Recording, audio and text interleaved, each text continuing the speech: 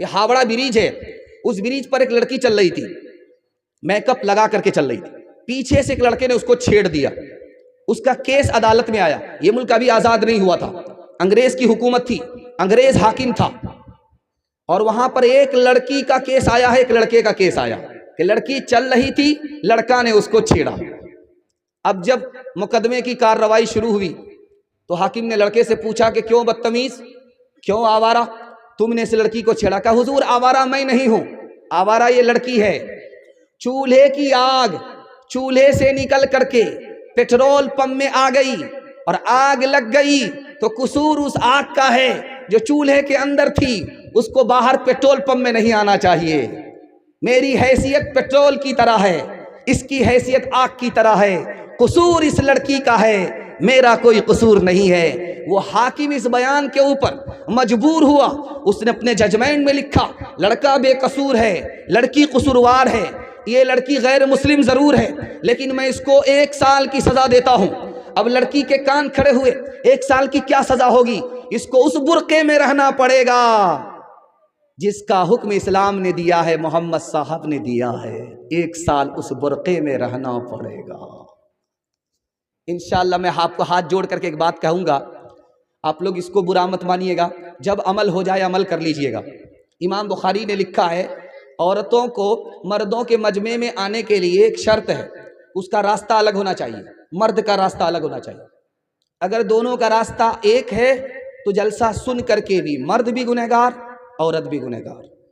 जब भी आइंदा आपका जलसा हो तो कोशिश कीजिएगा कि औरत का रास्ता अलग हो जाए, मर्द का रास्ता अलग हो जाए।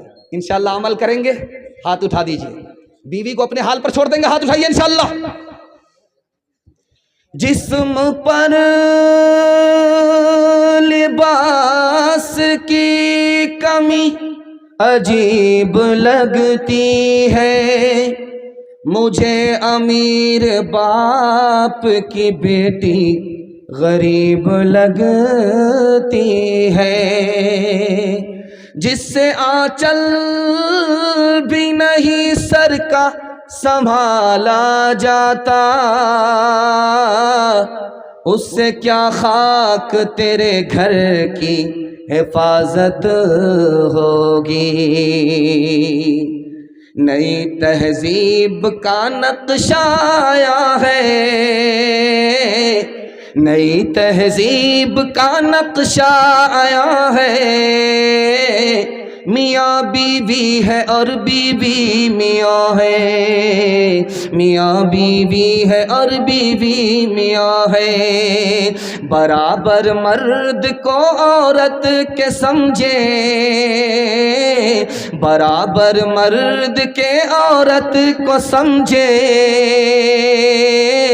ज़मी को कह रहे हैं आसमां है, ज़मी को कह रहे हैं आसमां है, तो जो औरत है तो औरत बन के रह, तू जो औरत है तो औरत बन के रह, अपने घर वालों की इज्जत बन के रह, तू जो औरत है तो औरत बन के रह, अपने घर वालों की इज्जत बन के रह, बेहिजाबी पे कभी माइल न हो, घर पे रह और रौनक महफिल न हो।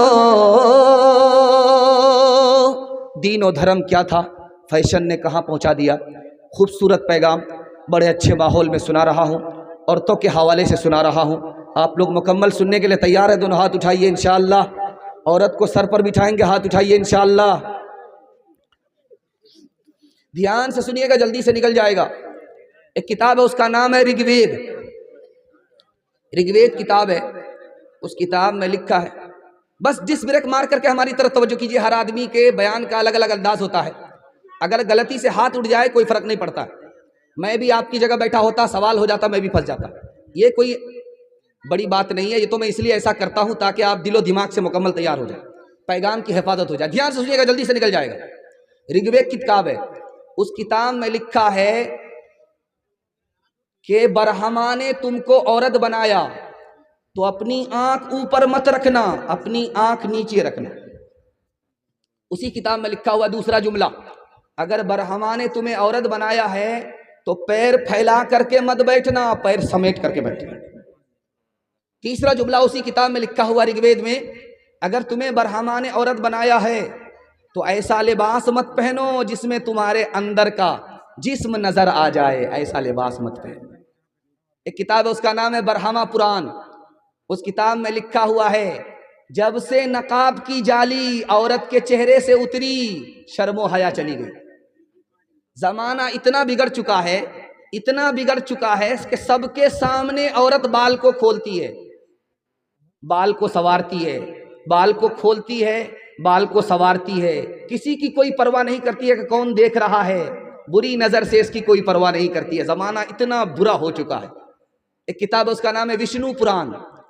विष्णु पुराण में लिखा है, जब कलयुग आएगा, कयामत का दौर आएगा, तो औरत खूबसूरती को बेचेगी, कपड़ा नहीं रखेगी, खूबसूरती को बेचेगी, गरीब शौहर को छोड़ देगी, दौलत से निकाह करेगी, 5-7 साल की लड़की मां बन जाएगी, 8-10 साल का लड़का बाप बन जाएगा।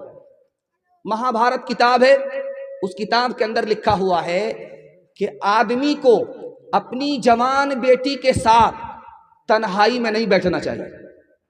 जवान बेटी है, जवान बाप है, तो अकेले में ना बैठे, दूसरे आदमी को शामिल कर ले। बड़े बड़े लोग फिसल जाते हैं और शैतान बदकारी करा देता है। चौथे नमूने को बहुत ध्यान से सुनिएगा आप। राम जी की मां का नाम था कौशल्या।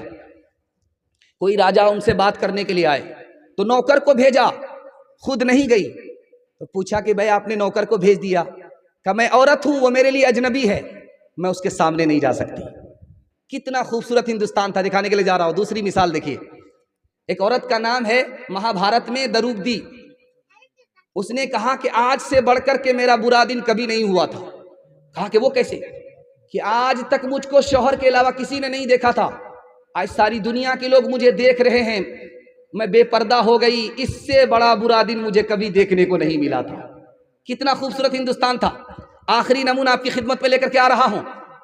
सीता जी के साथ राम जी चले हैं वनवास को, तो लोगों ने कहना शुरू किया इस औरत को आज तक किसी ने नहीं देखा था, लेकिन सारे बाजार के लोग देख रहे हैं। तो राम जी को हाथ जोड़ना पड़ा कि मजबूरी है, गम का मौका है, इसलिए मेरी बीवी जो घर के अंदर रहा करती थी घर से बाहर है, मजबूरी है, मजबूरी माफ है, गम का मौका है। इस वक्त लोग बाहर निकल जाते हैं। अगर ऐसी मजबूरी नहीं होती, गम का मौका नहीं होता, ये औरत जो पर्दे में रहने वाली थी कभी पर्दे से बाहर नहीं होती। लक्ष्मण जी देवर हैं, सीता जी भाभी हैं। देवर से पूछा जा रहा है कि भाभी का चेहरा देखे हो, कैसी हैं, काली हैं या गोरी हैं? तो देवर ने कहा वो तो घूंघट डाल करके रहती थी, घूंघट डाल करके रहती थी। रास्ता चलते हुए मैंने साथ रहते हुए पैर तो देखा है, चेहरा नहीं देखा। लेकिन दौर इतना बुरा हो चुका, अभी जो दौर है इतना बुरा हो चुका है, इतना बुरा हो चुका है कि औरत घूंघट से ही बाहर नहीं है, आपे से बाहर है। आपको सुन करके हैरत होगी, कलेजा मुंह को आ जाएगा। मुसलमानों की 3 लाख लड़की गैर मुस्लिम को लेकर के भाग गई, आबरू अलग गई, ईमान अलग गया। इसका जिम्मेदार फैशन है। अगर वो दीन और धर्म पर कायम रहती, उसका ईमान भी बचता, उसकी आबरू भी बचती। इंशाअल्लाह अपने समाज की औरतों की आबरू को बचाएंगे।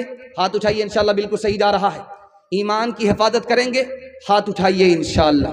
कहाँ गई वो सीता मैया और कहाँ है अब मरियम, भारतवर्ष में जिनके चरित्र पे गर्व किया करते हैं हम, जो अपनी इतिहास भुला दे, आग लगे उस फैशन में, आग लगे उस फैशन में। हिंदुस्तान का चेहरा देखो सच्चाई के दर्पण में, हिंदुस्तान का चेहरा देखो सच्चाई के दर्पण में। अमन की देवी तड़प रही है गांधी जी के आंगन में, गांधी जी के आंगन में।